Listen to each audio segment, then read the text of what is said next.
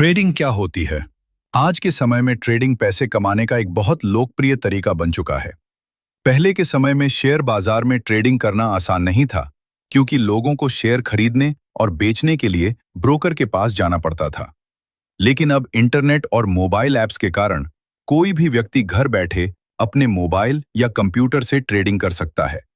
Trading का सीधा मतलब होता है किसी चीज को कम कीमत पर खरीदना और जब उसकी कीमत बढ़ जाए तो उसे बेच देना।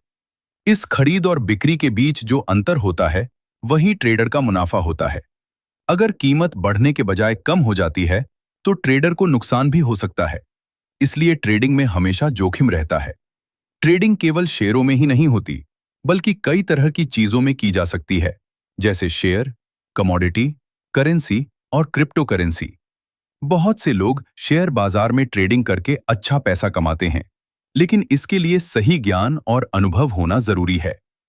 भारत में लोग ऑनलाइन प्लेटफॉर्म की मदद से ट्रेडिंग करते हैं, जैसे ज़ेरोधा, अपस्टॉक्स और एंजल वन जैसे प्लेटफॉर्म लोगों को शेयर खरीदने और बेचने की सुविधा देते हैं।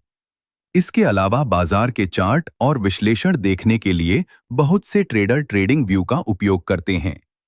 ट्रेडिंग का सबसे बुनियादी सिद्धांत है, कम कीमत पर खरीदो और ज्यादा कीमत पर बेचो। उदाहरण के लिए, मान लीजिए किसी कंपनी का एक शेयर 100 रुपए का है। अगर कोई ट्रेडर उस शेयर को 100 रुपए में खरीद लेता है और कुछ समय बाद उसका दाम 120 रुपए हो जाता है, तो अगर वह शेयर बेच देता है तो उसे 20 रुपए का मुनाफा हो जाता है। लेकिन अगर उसी शेयर की कीमत 80 रुपए हो जाती है और उसे बेचना पड़ता है, तो उसे 20 रुपए का नुकसान हो सकता है। ट्रेडिंग कई प्रकार की होती है और हर ट्रेडर अपनी रणनीति और समय के अनुसार अलग-अलग प्रकार की ट्रेडिंग करता है। पहला प्रकार है इंट्राडे ट्रेडिंग। इंट्राडे ट्रेडिंग में ट्रेडर एक ही दिन के अंदर शेयर खरीदता और बेचता है। इसका मतलब है कि बाजार खुलने के बाद शेयर खरीदा जाता है और बाजार बंद होने से पहले बेच दिया जाता है।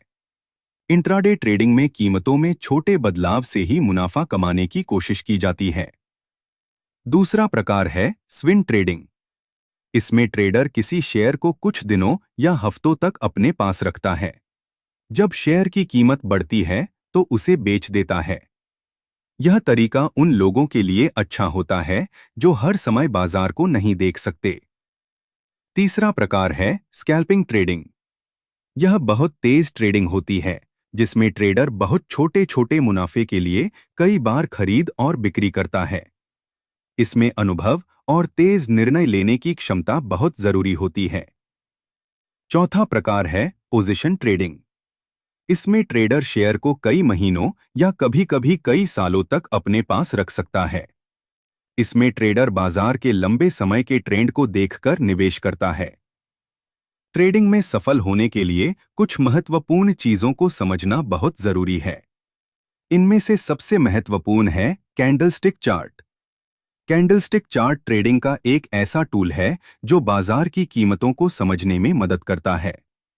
इसमें हर कैंडल एक निश्चित समय की कीमत को दिखाती है। इससे ट्रेडर को पता चलता है कि बाजार ऊपर जा रहा है या नीचे। एक और महत्वपूर्ण चीज है सपोर्ट और रेजिस्टेंस। सपोर्ट वह स्तर होता है जहां कीमत गिरते गिरते रुक जाती है और फिर ऊपर जाने लगती है। रेजिस्टेंस वह स्तर होता है जहां कीमत बढ़ते बढ़ते रुक जाती है और फिर नीचे आ सकती है। ट्रेडर इन स्तरों की मदद से यह तय करते हैं कि कब शेयर खरीदना है और कब बेचना है। ट्रेडिंग में मार्केट ट्रेंड को समझना भी बहुत जरूरी होता है। अगर बाजार लगातार ऊपर जा रहा है तो उसे अप ट्रेंड कहा जाता है। अगर बाजार लगातार नीचे जा रहा है तो उसे डाउन ट्रेंड कहा जाता है।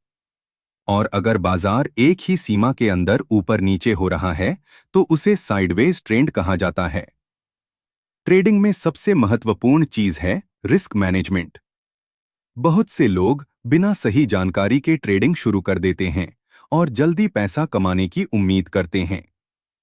लेकिन अगर सही तरीके से ट्रेडिंग न की जाए तो नुकसान भी हो सकता है।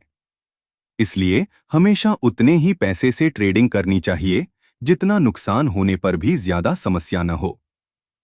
ट्रेडिंग सीखने के लिए सबसे पहले बाजार के बारे में पढ़ना और समझना चाहिए। आज इंटरनेट पर बहुत सारी जानकारी उपलब्ध है। लोग किताबों, वीडियो और ऑनलाइन कोर्स के माध्यम से ट्रेडिंग सीख सकते हैं। इसके अलावा शुरुआत में डेमो ट्रेडिंग करना भी अच्छा होता है, ताकि बिना असली पैसे लगाए अभ्यास किया जा सके।